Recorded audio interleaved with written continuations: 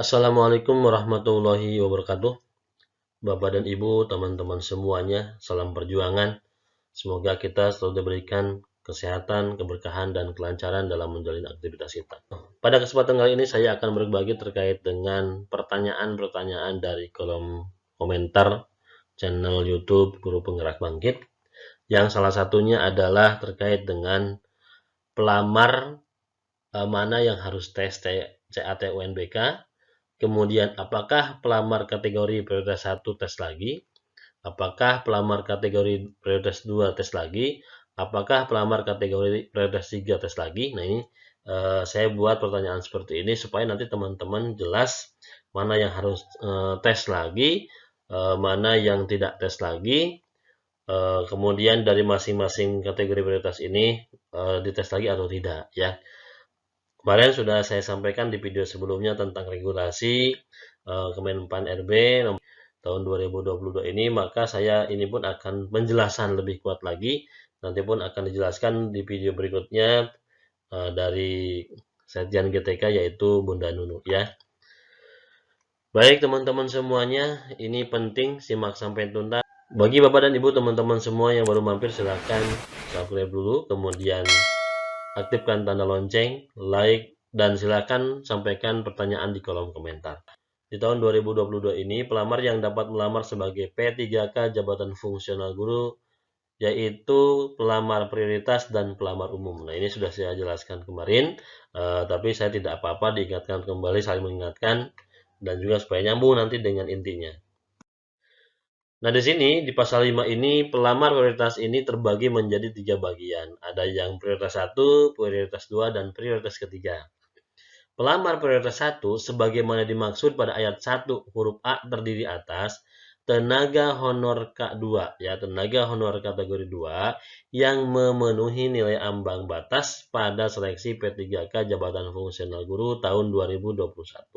Guru non-ASN yang memenuhi nilai ambang batas pada seleksi P3K Jabatan Fungsional Guru tahun 2021. Lulusan PPG yang memenuhi nilai ambang batas pada seleksi P3K Guru tahun 2021 dan guru swasta yang memenuhi nilai ambang batas pada seleksi P3K Jabatan Fungsional Guru tahun 2021.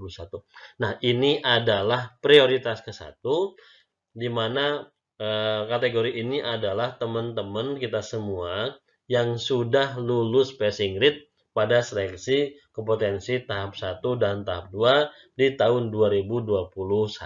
Ya, ini adalah prioritas ke-1. Kemudian yang ketiganya adalah pelamar prioritas kedua sebagai mana dimaksud pada ayat 1 huruf B merupakan tenaga honor K2. Bedanya dengan yang ini, teman-teman semuanya nih perlu dipahami. Kalau yang A ini teman-teman kita, teman-teman K2 ini yang ikut tes seleksi P3K dan sudah memenuhi nilai ambang batas, hanya belum menempati formasi. Ya, sama ini pun yang B, C, dan D pun ini sama, lulus passing grade tapi belum menempati formasi. Nah, kalau yang di 3 ini, teman-teman kita yang K2 ini yang belum lulus passing grade. Ini masuk prioritas kedua. Kemudian yang keempat adalah pelamar prioritas 3 sebagaimana dimaksud pada ayat 1 huruf C merupakan guru non-ASN di sekolah negeri ya. Guru non-ASN di sekolah negeri yang terdapat di Dapodik dan memiliki masa kerja paling rendah 3 tahun. Nah, pertanyaannya, apakah ini pun lulus passing grade atau tidak? Nah, di sini pun teman-teman beda dengan yang di B ini. Ya, kalau ini kan guru non-ASN, tapi sudah lulus passing grade, makanya ada di prioritas 1. Kalau ini guru yang sudah terdaftar di Dapodik dan memiliki masa kerja paling rendah 3 tahun. Ya, nah ini nanti disimak penjelasan berikutnya ya. Pahami dulu ini ya teman-teman semuanya. Kemudian di pasal 6, pelamar umum sebagaimana maksud dalam pasal 4 huruf B terdiri atas lulusan PPG yang terdaftar pada database lulusan PPG di Kemendikbudristek, dan yang B ini adalah pelamar yang terdaftar di Dapodik. Nah, ini bedanya dengan yang prioritas ketiga ini. Kalau di prioritas ketiga, guru yang sudah terdaftar di Dapodik dengan masa kerja paling rendah itu 3 tahun. Kalau ini guru yang sudah terdaftar di Dapodik, mungkin ini di bawah 3 tahun ya, di bawah 3 tahun, bisa 1 tahun, 2 tahun ya, bisa mengikuti seleksi tes PPG. Hanya ini menjadi pelamar umum ya, teman-teman, hitung saja masa kerja teman-teman seperti apa di sekolahnya masing-masing ya. Nah, sekarang kita akan membahas ke intinya. Pelamar manakah yang harus tes CAT UNBK? Di paragraf 6, seleksi umum nih. Di paragraf 6 ini, seleksi umum pasal 34. Bagi siapa? Nah, yang pertama ayat 1 ini, pasal 34 ayat 1. Seleksi kompetensi bagi pelamar umum dilakukan dengan menggunakan sistem CAT UNBK. Nah, ini teman-teman digarisbawahi oleh teman-teman ya. Jadi ini bagi pelamar umum, teman-teman ingat ya. Ingat, ini bagi pelamar umum yang lulusan PPG, terdaftar di Kemendikbudristek, dan juga bagi guru yang terdaftar di Dapodik, tapi masa kerjanya kurang dari 3 tahun. Nah, ini termasuk ke dalam pelamar umum menggunakan tes CAT UNBK. Kemudian yang keduanya, pelamar umum sebagai maksud pada ayat 1 dapat memenuhi kebutuhan P3K jabatan fungsional guru di seluruh sekolah wilayah Indonesia yang tentunya belum terpenuhi oleh pelamar prioritas. Paham ya teman-teman?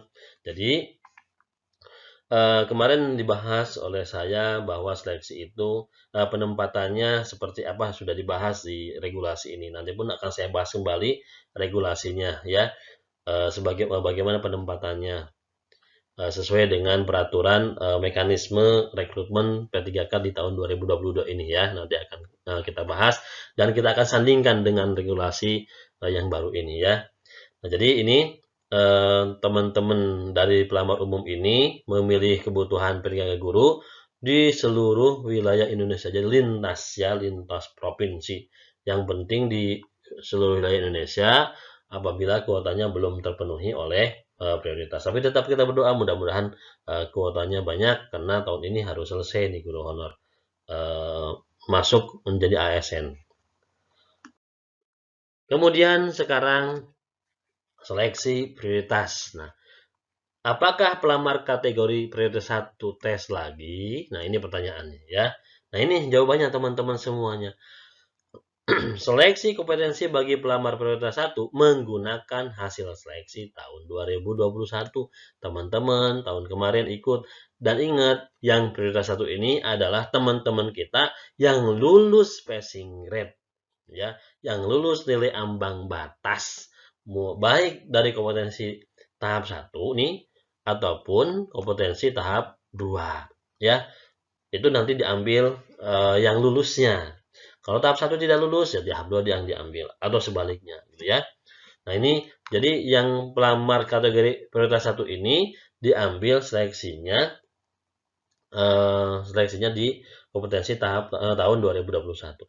Nah, coba oleh teman-teman, kalau yang diambilnya dari hasil kompetensi tahap 1 tahun 2021, apakah tes lagi atau tidak? Nah, itu gambarannya luar biasa ya, pasti teman-teman sudah terbaca. Nanti akan saya jelaskan informasi dari Bu Nunuk ya seperti apa. Nah, sekarang yang berikutnya, apakah pelamar kategori prioritas kedua tes lagi? Apakah pelamar kategori prioritas ketiga tes lagi? Nah, ini jawabannya teman-teman semua. Disimak ya. Seleksi kompetensi bagi pelamar prioritas kedua dan pelamar prioritas ketiga dilakukan dengan menilai kesesuaian. Nah, ini teman-teman. Menilai kesesuaian. Tolong digarisbawahi.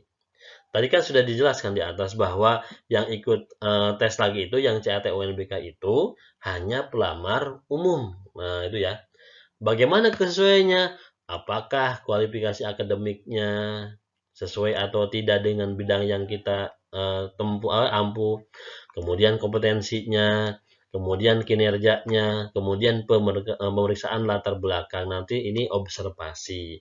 Maksudnya background check ini nanti teman-teman akan dilihat benar atau tidak nih bahwa teman-teman itu adalah tenaga honor K2. Salah satunya itu. Kemudian akan dilihat lagi benar nggak sih teman-teman masuk dapodiknya mengajarnya sudah melebihi atau sudah 3 tahun ke atas masa kerjanya ya, atau minimal 3 tahun. Nah ini dari sini teman-teman bisa meramu, teman-teman bisa mengambil intisari, dites lagi atau tidak. Nah itu jadi tesnya berbeda teman-teman antara pelamar umum dengan prioritas ya.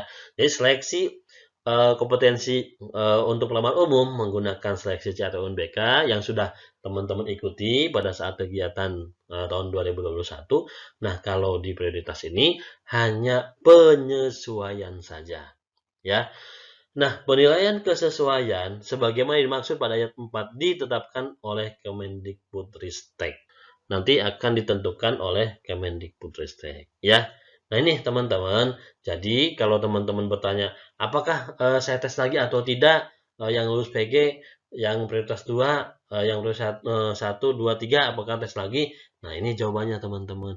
Nah, nanti jawaban video ini lebih lengkap lagi nanti akan saya sampaikan videonya, video yang satu lagi supaya teman-teman lebih jelas lagi yang disampaikan oleh Bunda Nunung ya sebagai Sekjen JTK Kemendikbudristek. Nah, hanya itu untuk video saat ini. Video yang pertama ini terkait dengan tes atau tidak. Nanti ada 2 video lagi penguatan untuk teman-teman tes atau tidak ya. Silahkan teman-teman yang belum subscribe dulu, aktif tanda lonceng, kemudian like, apabila ada yang disampaikan silakan tanyakan di kolom komentar, nanti saya akan jawab menggunakan video ini, video-video yang lainnya. Sukses selalu buat teman-teman semuanya dan mudah-mudahan tahun ini kita bisa menempati ASN P3K secara sah di tahun 2022 ini. Semangat, salam perjuangan, assalamualaikum warahmatullahi wabarakatuh.